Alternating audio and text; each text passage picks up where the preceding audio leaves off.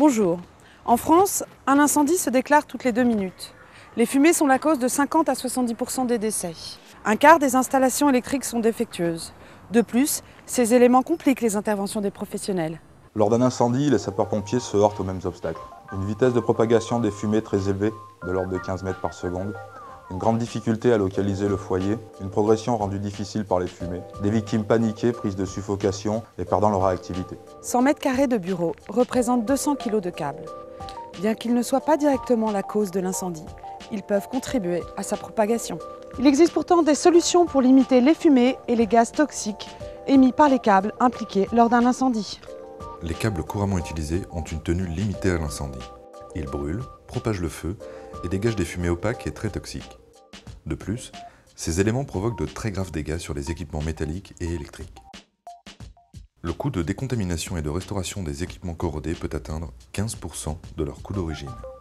Depuis 20 ans, de grandes sociétés d'installation telles que la RATP, la SNCF ou les aéroports de Paris ont adopté des câbles à comportement amélioré au feu.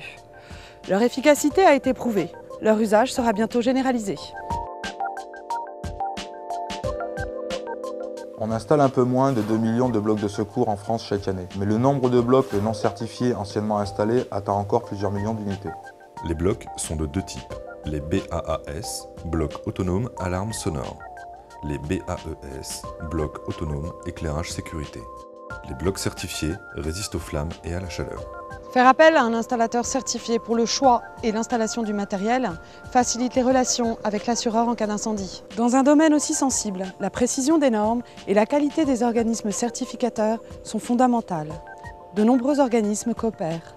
L'APSAD définit les normes de sécurité.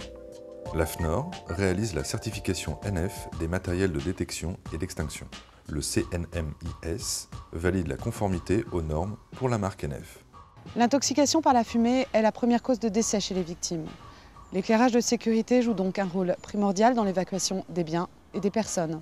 Pour les petites surfaces, afin d'obtenir une protection en période d'activité, on peut utiliser de simples détecteurs avertisseurs autonomes de fumée, ou DAF.